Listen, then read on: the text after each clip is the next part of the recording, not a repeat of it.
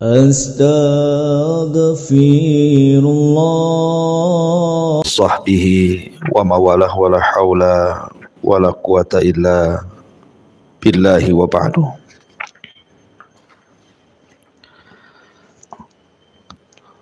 Baik, kita lanjutkan kajian kita, masih membahas kitab Al-Kabair.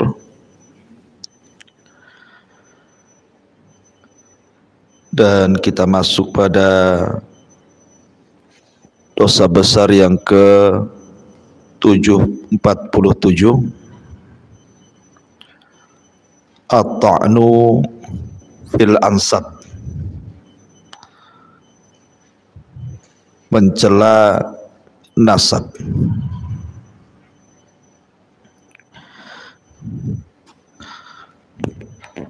Di sini mu'allif rahimahullahu ta'ala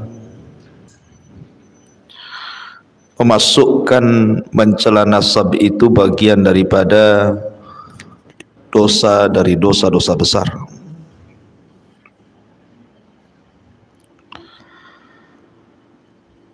Dan kalau kita melihat tentang pentingnya nasab dalam Islam itu, ketika kita membahas tentang seseorang ketika mencari pasangan, maka Nabi SAW menyebutkan salah satunya adalah nasabnya. Kata Nabi SAW, tunkahul mar'atu li arba', wanita itu dinikahi karena 4 perkara. Pertama, karena kecantikannya, li jamaliha. Kemudian karena kekayaannya, li maliha. Kemudian juga disebutkan karena nasabnya, li nasabiha. Baru kemudian Nabi SAW mengatakan walidiniha, dan juga agamanya. Walaupun di ujung hadis Rasul mengatakan fadfar bidzatid din taribat yadak, pilih yang baik agamanya, maka itu akan menyelamatkan dirimu. Tetapi dalam hadis ini Nabi SAW menyebutkan persoalan nasab, menunjukkan bahwa nasab juga diperhitungkan di dalam Islam. Karena nasab yang baik itu juga mempengaruhi kepada keturunan yang baik. Di sini mu'allif rahimahullahu ta'ala menyebutkan sebuah riwayat yang disabdakan Nabi SAW, isnatani huma bin nasi kufrun. Ada 2 perkara yang menyebabkan manusia menjadi kufur. At-ta'nu fin nasabi wan niyahatu 'alal mayyiti. Pertama, mencela nasab atau garis keturunan. Dan yang kedua, meratapi mayat. Dua-duanya tercela. Tidak boleh seseorang pertama mencela nasab. Ada sebuah hadis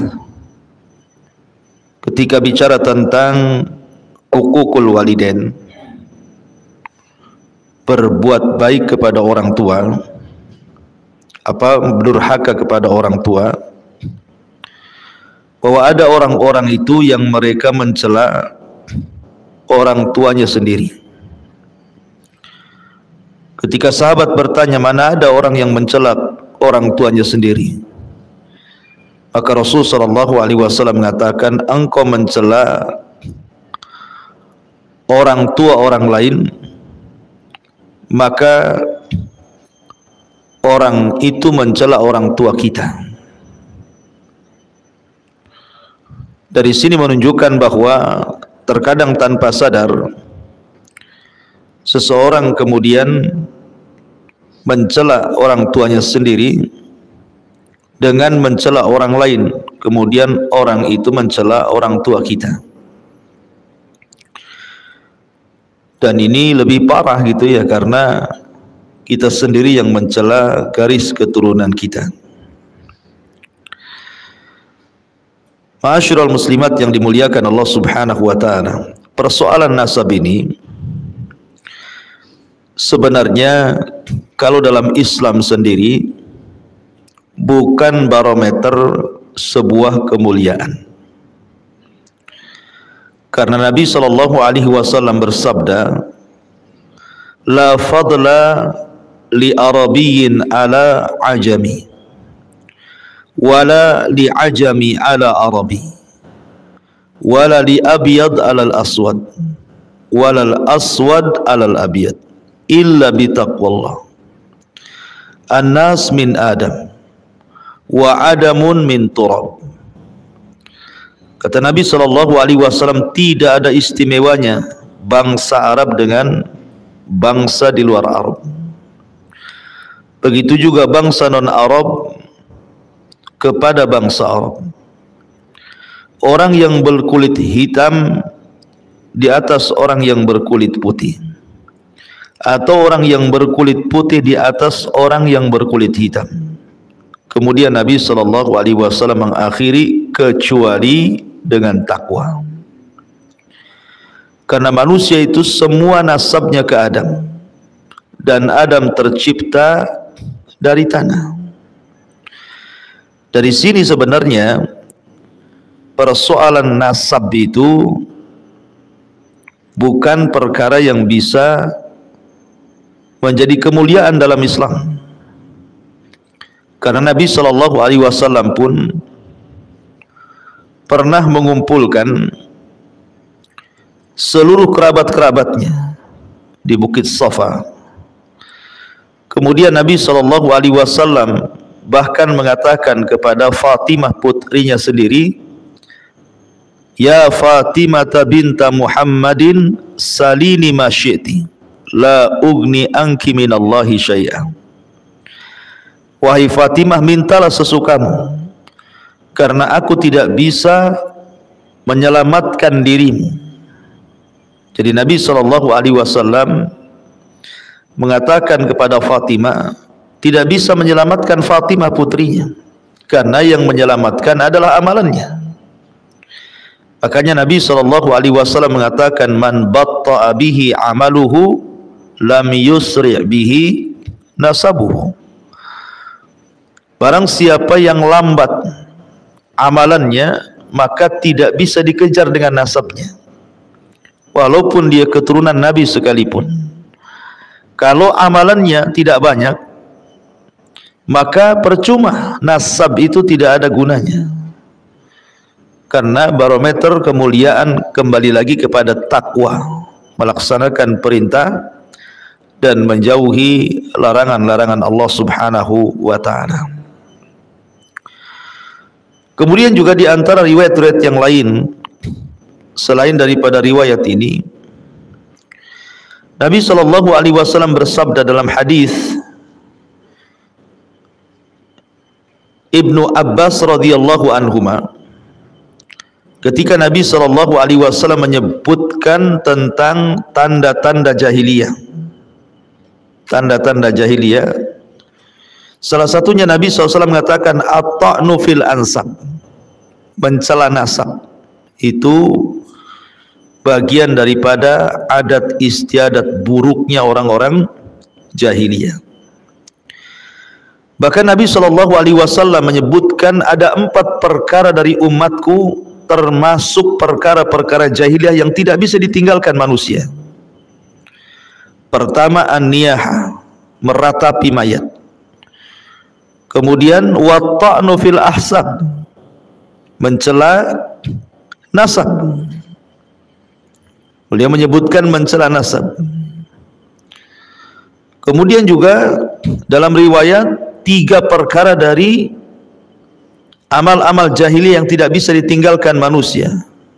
At-ta'nu fil ansab wan niyahatu 'alal mayyit. Mencela keturunan dan meratapi orang mati. Jadi salah satu adat istiadat jahiliyah adalah seseorang itu terkadang berbangga dengan nasab, tetapi ketika dia berbangga dengan nasab, mencela nasab orang. Ada sebuah hadis.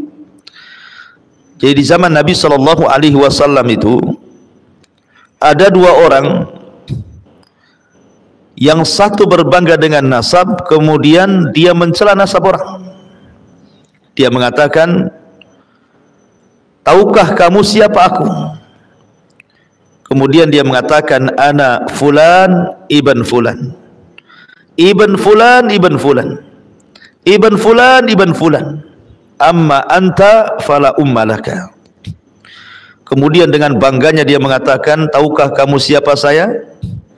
Saya fulan, anaknya si fulan, si fulan anaknya si fulan, si fulan anaknya si fulan. Terus dia menyebutkan nasab ke atas. Kemudian dia mengatakan kepada kawannya, amma anta fala ummalak. Adapun kamu, saya yakin tidak punya nasab sehebat diriku. Lah ketika itu Nabi SAW lewat.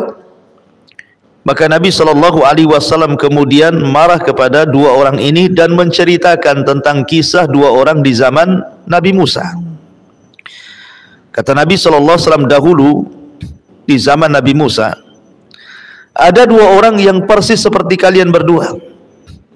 Yang satu mengatakan, ana fulan ibn fulan, ibnu fulan ibn fulan.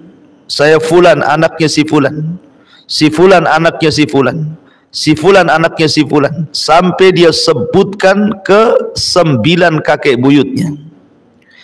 Kemudian dia mencela kawannya dan mengatakan, amma anta fala ummalaka. Adapun kamu, saya yakin tidak punya garis keturunan sehebat diriku. Udhkur nasabaka, sebutkan nasabmu. Maka kemudian dia pun, kawannya mengatakan dengan malu-malunya, ana fulan ibnu fulan, ibn fulan fasakat. Kemudian dia menyebutkan kakek buyutnya ke atas. Adapun saya anak fulan, ibn fulan, ibn fulan, baru menyebutkan 3 kakeknya, dia terdiam. Kenapa terdiam? Dia teringat kakek yang keempatnya bukan orang Islam, tapi orang kafir. Dia tidak mau menyebutkannya. Kemudian dia ulang lagi kata-katanya, saya fulan ibn fulan, ibn fulan ibnul Islam. Kemudian dia mengulang kata-katanya, adapun saya fulan ibn fulan ibn fulan ibnul Islam, anak orang Islam. Maka Allah Subhanahu wa ta'ala takdirkan keduanya meninggal. Yang berbangga dengan keturunannya yang kafir, Allah masukkan ke neraka. Yang berbangga dengan keturunannya yang muslim, Allah masukkan ke dalam surga. Lihat bagaimana gara-gara lisan berbangga-bangga dengan nasab, maka menjadikan sebab apa? Masuk neraka. Ya. Berbangga dengan nasab itu salah satunya penyebab orang ini masuk neraka. Orang ini kan tidak berzina, orang ini tidak membunuh, orang ini tidak menzalimi. Dia hanya bangga dengan nasab, hanya menyebutkan saya anak si fulan, anak si fulan, anak si fulan, itu saja. Rupanya itu pula yang menyebabkan orang itu masuk neraka. Makanya kenapa mencela nasab itu bagian daripada dosa besar. Tidak boleh seseorang itu mencela nasab. Ya, karena di masyarakat ini biasa orang itu mencela nasab itu. Patut saja kau anaknya si anu, makanya kamu tuh begini begitu gitu ya. Tidak boleh. Ya, kita tidak boleh mencela nasab dia. Apalagi kalau seandainya kakek buyut dia sudah meninggal dunia, kita jelek-jelekan. Ya, orang yang sudah meninggal itu sudahlah dia dengan amalannya. Jangan dicela lagi. Urusan dia bukan dengan kita lagi di dunia. Urusan dia dengan Allah Subhanahu wa taala. Enggak ada kaitan dengan orang hidup. Ya. Jangan dijelek-jelekan orang yang sudah meninggal dunia. Karena kalau menjelek-jelekan orang yang sudah meninggal dunia masuk pada at-ta'nu fil ansab. Ya, nanti takutnya masuk pada mencela nasab. Makanya Islam itu sangat menjaga tentang lisan. Apalagi terkadang di negeri kita ini kan memang sejarahnya banyak sekali kerajaan-kerajaan yang pernah menduduki di Nusantara ini, sehingga ada orang yang masih fanatik di daerah-daerah tertentu itu kepada nasab, karena alasannya kakek buyutnya itu masih anggota kerajaan ini, kerajaan itu, sehingga merasa darah mereka biru dan yang lain itu merah atau hitam gitu ya. Sehingga kemudian terkadang dengan nasabnya sampai kerajaan ini dan itu, dan merasa dia di atas darah biru dan yang lain tidak biru, mungkin begitu ya, akhirnya mencela nasab orang, ya, bahwa dia keturunan ningrat, keturunan keraton tertentu gitu ya. Kemudian yang lain itu bukan keturunan ningrat, bukan keturunan keraton, kemudian dicelanya. Maka dalam Islam itu tidak boleh mencela. Bahkan mencela itu bagian daripada dosa besar, apalagi yang dicela adalah nasab. Ya, karena Islam itu juga sangat menghormati nasab. Walaupun kemuliaan dalam Islam itu bukan ditentukan dengan nasab, tetapi kita tidak boleh mencela nasab. Karena itu ada tradisi jahiliyah yang tidak boleh seseorang itu melakukannya. Ma'asyiral muslimat yang dimuliakan Allah Subhanahu wa taala. Lah di antara bahaya-bahaya mencela nasab. Bahaya mencela nasab. Pertama, mencela nasab itu sama dengan seseorang mencela garis keturunan dan mencela zat yang menciptakan mereka. Tidak boleh kita mencela orang, karena manusia itu Allah Subhanahu wa taala yang menciptakan, dan tidak ada makhluk yang lebih indah dibandingkan ciptaan Allah, yakni manusia. Karena bapak kita itu diciptakan oleh Allah Subhanahu wa taala langsung dengan kedua tangannya. Sehingga tidak boleh seseorang itu mencela keturunannya, karena semua kita dari Adam, dan Allah muliakan Adam, dan Allah bentuk Adam sedemikian rupa sehingga Allah Subhanahu wa taala mengatakan dalam Al-Qur'an, laqad khalaqnal insana fi ahsani taqwim. Sungguh telah kami ciptakan manusia itu dalam sebaik-baik bentuk. Berarti orang yang mencela manusia berarti mencela yang menciptakannya, Allah Subhanahu wa taala.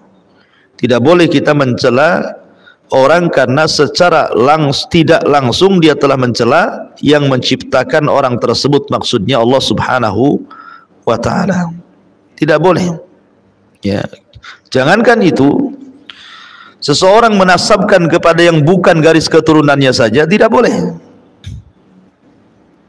Jadi seseorang itu umpamanya mengaku-ngaku bahwa dia keturunan si fulan padahal dia tidak keturunan si fulan.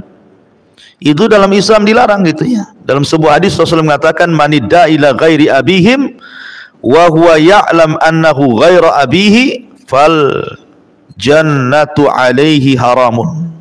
Barang siapa yang mengaku dia keturunan fulan ibn fulan padahal dia tahu bukan keturunannya, maka sorga bagi dia haram.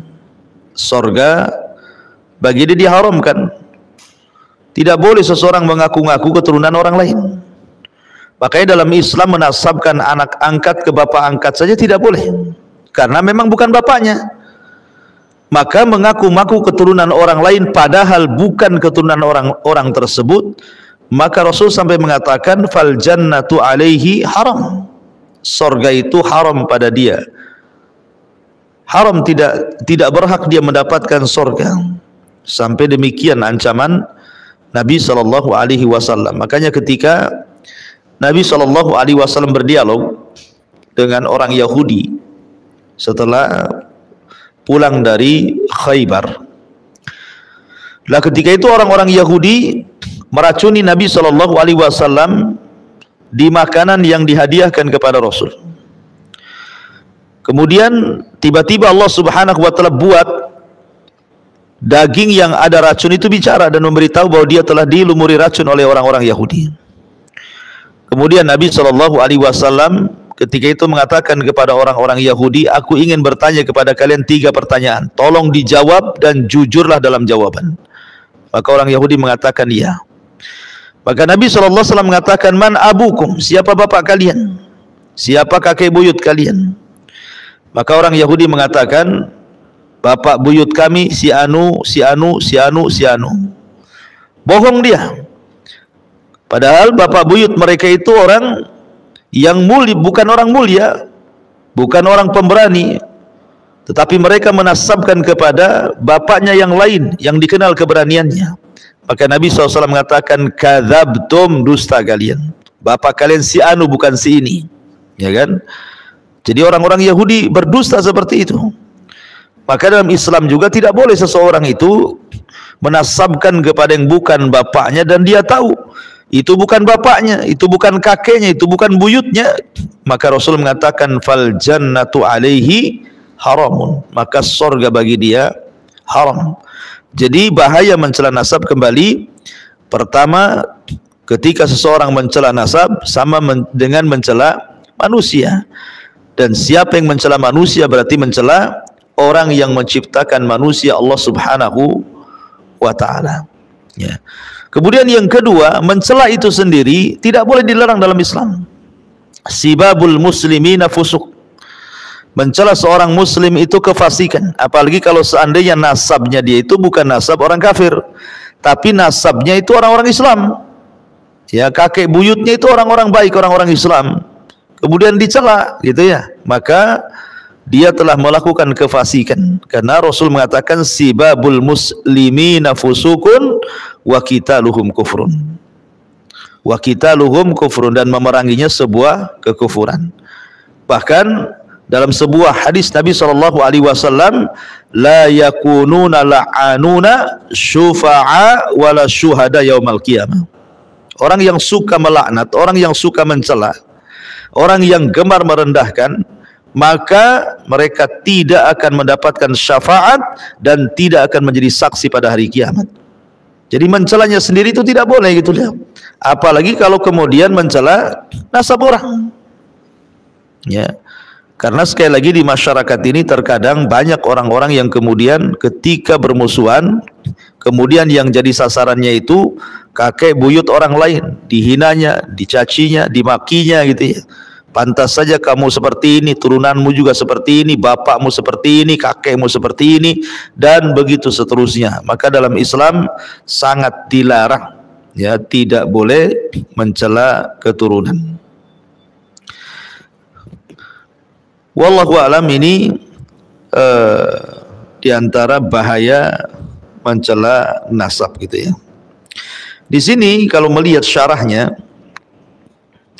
Syekh Utsaimin rahimahullahu taala berkata, mencela nasab, kata at-ta'nu diartikan mencela karena tindakan tersebut adalah bentuk menyakiti secara maknawi.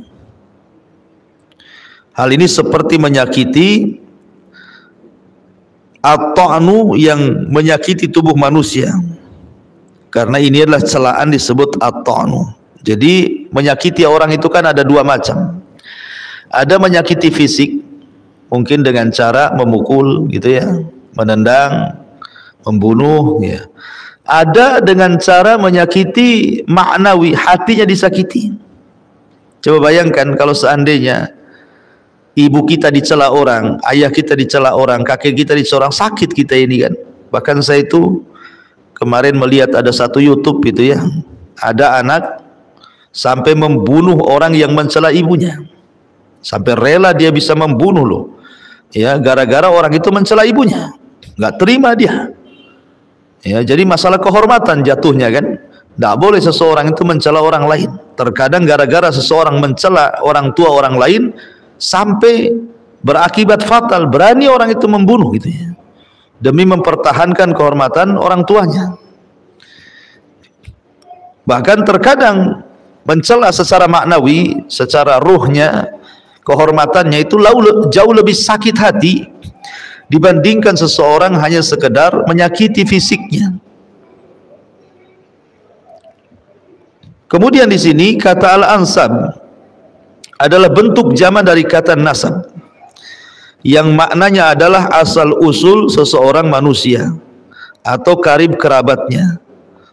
Ia berani mencela nasabnya misalnya dengan mengucapkan engkau anak tukang masak, atau engkau anak tukang potong ya, mungkin potong lembu atau apa gitu ya. Jadi tidak boleh seseorang itu juga mencela dalam bentuk pekerjaan orang tuanya. Oh dasar anak tukang jahit gitu ya, oh dasar anak tukang potong ayam gitu ya, dasar kamu ini anak pawang buaya gitu. Jadi umpamanya dia mencela pekerjaan orang tuanya, itu juga masuk pada mencela nasab ya. Pantas saja kakekmu itu pemulung, makanya kamu seperti ini. Itu juga bagian daripada mencela nasab, walaupun yang dicela adalah pekerjaannya ya. Karena pekerjaan apapun kalau itu sebuah yang halal, itu jauh lebih baik dibandingkan seseorang itu melakukan hal-hal yang diharamkan Allah Subhanahu wa ta'ala. Jadi intinya baik mencela secara langsung, mungkin fisik orang tuanya ya wajar saja, dulu bapakmu pincang nah gitu ya, wajar saja, atau pekerjaannya seperti tadi wajar saja bapakmu tukang masak gitu ya. Atau memang mencela, betul-betul mencela gitu ya, mungkin kemaksiatan yang dilakukan orang tua yang sudah meninggal dibawa-bawa, disambung kaitkan dengan anaknya ya. Wajar saja bapakmu maling ya, kamu juga seperti ini gitu ya. Tidak boleh seseorang itu mencela seperti itu, apalagi membawa-bawa orang yang sudah meninggal, karena mereka sudah menghadap Allah dan urusannya bukan dengan kita lagi, itu urusan dengan Allah Subhanahu wa ta'ala. Kemudian di sini Nabi SAW juga mengatakan wan niyahatu 'alal mayyit, meratapi orang yang sudah meninggal. Dan ini sudah sering saya jelaskan, meratap orang mati itu dengan cara tasakhut, merasa tidak terima dengan kematiannya. Makanya Nabi SAW menganjurkan kepada seorang sahabiyah namanya Ummu Salamah, istri daripada Abu Salamah. Dan Abu Salamah itu suami yang sangat dicintai Ummu Salamah. Ketika meninggalnya Nabi SAW mengajarkan kepada Ummu Salamah, ya Ummu Salamah, katakan Allahumma hjurni fi musibati, ya Allah berikan pahala kepada musibah yang menimpaku ya. Jadi ketika kita mendapatkan musibah kematian, seorang istri ditinggal meninggal suaminya, maka doa yang diajarkan Rasul mengatakan Allahumma hjurni fi musibati, ya Allah berikan pahala kepada musibah yang menimpaku. Jangan kemudian tasakhut, apalagi sampai menolak takdir Allah Subhanahu wa ta'ala. Makanya kenapa seseorang itu dibutuhkan bersabar di awal ketika mendapatkan musibah, supaya jangan mengucapkan kalimat-kalimat yang dianggap niyahah ya. Seperti umpamanya di zaman Rasul SAW ada seorang ibu yang sedang nungguin anaknya di kuburan yang baru dikuburkan. Jadi dia punya anaknya meninggal, kemudian dikuburkan. Dia duduk di depan kuburannya, memegang maisannya dan tidak beranjak dan menangis-nangis. Maka Nabi SAW lewat di situ. Kata Nabi SAW, ittaqillaha ya ummah. Bertakwalah kau kepada Allah Subhanahu wa taala wahai ibu. Lah ibu ini tidak melihat bahwa yang menegur Nabi SAW, malah kemudian membantah dan mengatakan, ya kau bisa mengatakan seperti itu karena musibah itu tidak mengenai dirimu dan hanya mengenai diriku. Maka Rasul pergi. Baru ada sahabat mengatakan kepada ibu ini, kenapa kau ngomong bicara seperti itu? Itu tadi yang negur itu Nabi. Akhirnya dia malu, dia mengejar Nabi SAW sampai ke rumahnya. Tidak ada satpam yang menjaga rumah Nabi sehingga dia bisa langsung masuk dan meminta maaf kepada Rasulullah. Kemudian Nabi SAW menasihati, inna sabra fi sadmatil ula. Memang sabar itu dihajatkan ketika pukulan pertama kali orang mendapatkan musibah. Ya, ketika kita hari ini mendapatkan musibah, lah hari ini kita sabar, dan dengan sabar itu kita juga ihtisab mengharap pahala Allah Subhanahu wa taala. Maka itu menjadi sebuah kebaikan. Tapi kalau seandainya tasakhut gitu ya, sampai kemudian meraung-raung, mengguling-guling, merobek-robek, memukul-mukul, kemudian berteriak-teriak ala jahiliyah, maka dia tidak sayang kepada orang yang meninggal sebenarnya. Kenapa? Karena penghuni kuburan itu salah satu penyebab diazabnya adalah karena niyah orang yang hidup. Ya, kata Nabi SAW, al-mayyit mu'adzabun, bahwa si mayit itu bisa diazab dikarenakan apa? Niyah meratapnya orang yang hidup. Makanya ketika Ummu Sulaim istri daripada Abi Talha radhiyallahu an, meninggal salah satu anaknya namanya Abu Umair. Ketika itu keluarganya meraung-raung karena mereka sayang dengan Abu Umair. Maka Ummu Sulaim mengatakan, keluar kalian, jangan ada yang menangis di rumah Abu Talha. Diusir orang-orang yang menangis di rumah Abu Talha gara-gara Abu Umair meninggal dunia. Kemudian Ummu Sulaim berusaha tegar, berusaha sabar sampai datang suaminya. Ketika datang suaminya, dia tidak memberitahu anaknya sudah meninggal. Justru yang ada dilayani, seolah-olah tidak terjadi apa-apa. Dimasakkan dengan masakan yang enak, dia pun berdandan dengan dandanan yang cantik. Kemudian dia pun melayani suaminya dengan pelayanan yang luar biasa, layaknya pengantin baru. Sehingga baru diberitahu kematian putranya itu setelah tengah malam. Ya, sebenarnya Abu Talha marah, kenapa nggak diberitahu dari awal-awal kan? Tapi dia melihat kesabaran istrinya, dia pun reda kemarahannya. Kemudian dia pun datang kepada Rasulullah SAW di esok harinya, dan Nabi SAW mendoakan keduanya apa yang dilakukan di malam hari itu. Allahumma barik lakuma fi lailatikuma. Ya Allah, semoga Allah berkahi kalian berdua di malam apa yang telah terjadi dari kalian berdua. Akhirnya Allah ganti dengan meninggalnya Abu Umair. Akhirnya Ummu Sulaim pun diberikan banyak keturunan dan semua menjadi para pejuang Islam. Ya, jadi niyah itu dilarang dalam Islam. Tidak boleh seseorang itu niyah kepada orang yang meninggal. Karena bagaimanapun pertama kali ibu ditimpa musibah, ditinggal meninggal orang yang dicintai, maka yang pertama kali ibu ucapkan apa? Inna lillahi wa inna ilaihi rajiun. Namanya istirja. Ya, karena semua datang dari Allah, maka akan kembali kepada Allah. Termasuk kita juga. Termasuk orang yang meniyah juga akan kembali kepada Allah Azza wa Jalla. Nanti ada gilirannya dia meninggal. Jadi tidak perlu kemudian seseorang sampai meraung-raung, menolak takdir, memukul-mukul, merobek-robek. Ya, kalau menangis nggak apa-apa. Wajar orang yang dicintai meninggal itu sedih. Ya, meneteskan air mata nggak apa-apa. Karena Nabi SAW juga pernah mengalami ketika kematian Ibrahim, ya, di akhir-akhir hayat Nabi SAW, dan itu anak satu-satunya laki-laki yang masih tersisa dari budaknya Maria Kiptia, yang mengatakan istrinya. Ya, kemudian Nabi SAW menangis sampai meneteskan air mata. Abdurrahman bin Auf ketika itu heran dan mengatakan, ya Rasulullah, kenapa engkau menangis? Maka Rasul mengatakan, ini ainur rahmah, ini tangisan rahmat wahai Abdurrahman, karena kasih sayangku kepada Ibrahim. Kemudian dia mengatakan, ya Abdurrahman, innal aina la tadma wa innal qalba la tahzan wa ma naqulu illa ma yarda rabbuna wa inna bi firaqika ya Ibrahim la mahzunun. Kata Nabi SAW, ya Abdurrahman, mata ini bisa meneteskan air mata, hati ini bisa bersedih. Dan kami tidak pernah mengucapkan kecuali ucapan yang Allah ridhai, dan perpisahanku dengan Ibrahim sungguh menyesakkan dada. Jadi Nabi SAW menangis, tapi itu tangisan rahmat. Ya, tetapi kalau sampai tangisan itu berubah menjadi niyahah gitu ya, sampai meraung-raung, menjerit-jerit gitu ya, makanya Nabi SAW mengancam orang yang niyahah itu dengan ancaman yang sangat berat sekali. Ya, dari situ maka bersabar ya, apalagi orang sudah meninggal mau diapakan lagi, memang waktu ajalnya sudah sampai di situ. Wallahu alam, ini diantara dua perkara termasuk dosa besar. Yang pertama at-ta'nu fil ansab, yang kedua an-niyahatu alal mayyit. Taib, sebelum saya tutup silahkan kalau ada yang bertanya, tafadhal.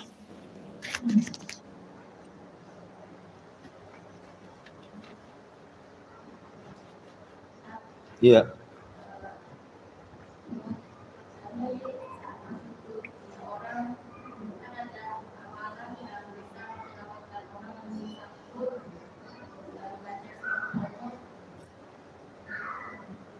Hah?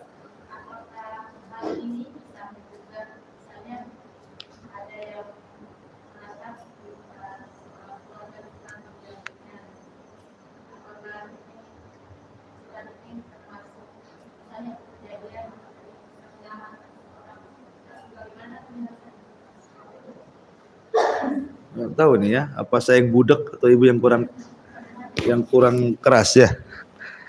Coba agak ke depan nih. Nggak ini ya.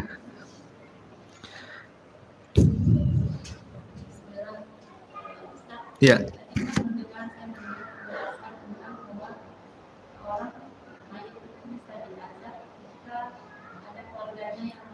Oke.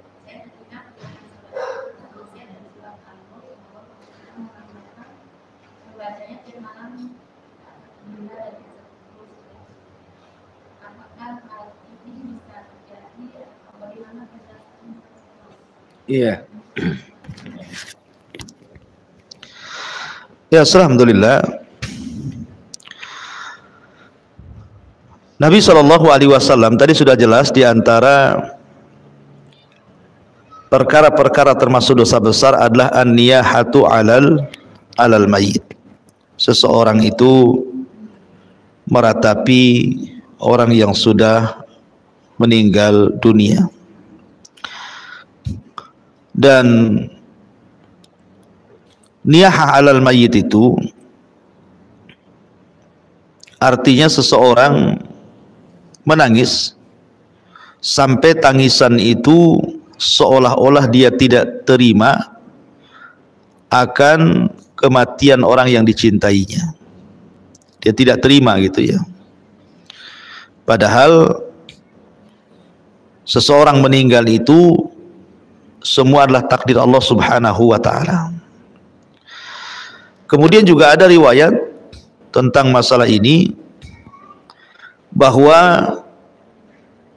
perkara yang bisa mendatangkan azab kubur bagi orang yang meninggal dunia, salah satu penyebabnya karena ratapan orang yang masih hidup. Dan itu juga dijelaskan memang dalam hadis Nabi SAW, al-mayyit yu'adzab fi qabrihi bimaniha alaihi. Jadi orang yang meninggal itu akan diazab disebabkan tangisan atau niyahahnya orang yang masih hidup kepada dia. Jadi zahir hadis itu jelas gitu ya, bahwa si mayat itu akan terazab dengan tersiksa dengan niyahahnya orang yang hidup yang ada di atas bumi ini. Tetapi tidak dijelaskan bentuk azabnya seperti apa gitu ya. Bentuk tersiksanya orang yang sudah meninggal dikarenakan ratapan orang yang masih hidup itu seperti apa, wallahu alam. Tapi zahirnya hadis Nabi mengatakan bahwa si mati akan diazab di kuburnya karena niyahahnya orang yang masih hidup itu. Makanya kenapa Nabi SAW sampai mengatakan laisa minna man lattamal khudud wa syaqqal juyub, bukan termasuk umatku orang yang suka menampar-nampar pipi dan merobek-robek pakaian gitu ya, karena seseorang itu meraung-raung karena tidak rela dengan orang yang meninggal. Adapun tentang bagaimana kalau seandainya si mayat ini ketika masih hidup dia berusaha mengamalkan hal-hal yang bisa menjauhkan dari siksa kubur. Umpamanya dia selalu berdoa dalam salatnya, Allahumma inni a'udzubika min adzabil qabri gitu ya. Ya Allah, aku berlindung kepadamu dari azab kubur gitu ya. Dari azab kubur. Kemudian juga perkara-perkara yang lain yang disebutkan bisa menghindarkan dia dari azab kubur tadi. Tiba-tiba kemudian setelah dia meninggal, keluarganya kemudian meratap kepadanya. Apakah kemudian amalan-amalan dia semasa hidup yang berusaha untuk menghindarkan diri ketika kematiannya, ingin terhindar dari azab kubur, apakah juga masih diazab? Maka jawabannya, ketika Nabi SAW mengatakan bahwa si mati itu, orang yang sudah meninggal itu diazab di kuburannya karena ratapan orang yang masih hidup itu, pertama ini ucapan Nabi. Adapun ucapan Nabi itu kita harus hadapi dengan mendengar dan taat. Dan Allah Subhanahu wa taala berfirman, la yus'al amma yaf'al wa hum yus'alun. Jangan ditanya tentang perbuatan Allah, dan Allah lah yang akan bertanya kepada mereka. Ya. Jadi ini perbuatan Allah. Kita tidak tahu gitu ya, apa hikmah di balik ini gitu ya. Di balik kenapa kemudian orang meninggal kok bisa diadab, padahal dia sudah berusaha semasa hidupnya mengamalkan amalan-amalan yang menghindarkan dari adab kubur. Tiba-tiba ada orang yang meraung dari keluarganya kok imbasnya kepada orang yang sudah meninggal. Lah bagaimana pula dengan surah Al-An'am, wala taziru waziratun wizra ukhra, bahwa setiap orang itu akan membawa dosa masing-masing gitu ya, memikul dosa masing-masing. Maka para ulama mengatakan ayat ini bentuknya umum. Sementara hadis tentang si mayat itu diadab di kuburannya karena ratapannya orang yang masih hidup ini adalah khusus. Ya, kata para ulama adalah khusus, sementara yang khusus lebih utama dibandingkan yang umum. Jadi hadis itu mengkhususkan yang umum dalam surah Al-An'am ayat 164. Ya, makanya kenapa kalau bisa kita ini menasihati keluarga kita, ya tolong kalau saya meninggal jangan diratapi. Ya, dijelaskan itulah pentingnya agama dalam keluarga. Sebab yang mengokohkan kesabaran itu adalah agama. Kalau dalam keluarga kita ini agamanya kuat, insya Allah dengan meninggalnya orang yang dicintai, dia tidak akan melakukan hal-hal yang dilarang. Biasanya yang dilakukan meratap ini orang-orang awam, orang-orang yang agamanya kurang gitu ya, sehingga ketika orang yang dicintainya meninggal sampai ke taraf niyaha. Wallahu a'lam.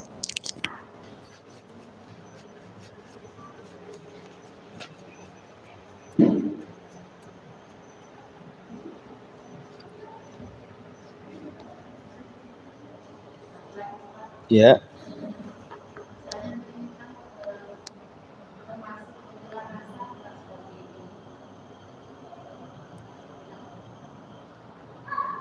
Apa itu?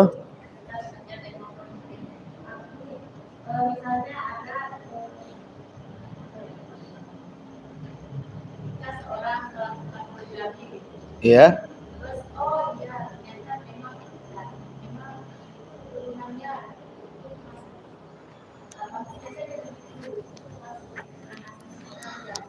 Oh, masuk itu tak boleh, itu mencela nasab itu. Mencela nasab tidak boleh. Ya, apa hubungan orang tua dengan anak? Itu tidak ada hubungan. Ya. Soal umpamanya seseorang berpoligami. Oh, pantas saja bapaknya juga tukang kawin gitu. Kakeknya juga tukang kawin. Tidak boleh. Ya, karena banyak juga yang kakeknya juga poligami, anaknya tidak kan? Tidak juga, ada juga yang anaknya poligami, ternyata bapaknya, kakeknya tidak ada yang poligami. Ya kebetulan saja, gitu saja kan. Tapi jangan kemudian mencela nasab. Ya, apalagi kalau seandainya nadanya nada celaan. Ya itu kan nada seolah-olah kan kalau kata-kata seperti itu kan nadanya nada negatif kan. Bukan positif. Oh pantas saja dia suka kawin bapaknya itu juga sama. Itu kan kesannya itu kan celaan gitu ya, merendahkan gitu ya. Padahal poligami sendiri sebenarnya dalam Islam itu dianjurkan, termasuk dinaskan di dalam Al-Quran. Nabi sendiri berpoligami, bahkan para sahabat Nabi SAW hampir kebanyakan mereka berpoligami. Begitu para ulama gitu ya. Artinya kalau memang tidak suka dengan suami berpoligami, tapi jangan mencela syariat poligaminya gitu ya, karena itu bagian daripada syariat Allah Subhanahu wa taala. Ada hikmah di balik itu yang kadang kita tidak tahu. Ya, banyak kok orang yang berpoligami bahagia, cuman kadang-kadang disoroti itu yang bermasalah. Jangankan lagi yang berpoligami, yang tidak poligami saja banyak yang bermasalah. Kenapa tidak disoroti? Ya. Kenapa kemudian yang berpoligami terus yang disoroti? Intinya bahwa kalau memang tidak suka pasangan seorang wanita atau istri itu berpoligami, jangan cela poligaminya. Mungkin dia mencela itu karena ya suaminya nggak mampu merawat dirinya saja, nggak becus kok mau poligami pula gitu ya. Ya jadi jangan dicela poligaminya. Apalagi sampai kemudian mencela nasab keturunannya. Ya seperti yang dicontohkan tadi, oh dasar bapaknya juga sama itu, kakeknya juga sama, itu sudah mencela nasab, itu tidak boleh. Ya itu masuk pada hadis Nabi SAW, at-ta'nu fi nasab. Wallahu a'lam.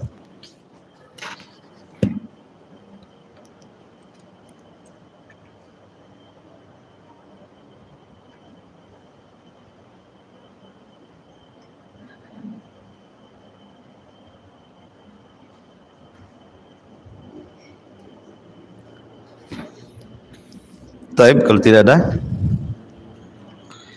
kita tutup. Mudah-mudahan ada manfaatnya. Subhanakallah bihamdika asyhadu an la ilaha illa anta astaghfiruka wa atubu ilaik. Allahu ta'ala. Assalamualaikum warahmatullahi wabarakatuh.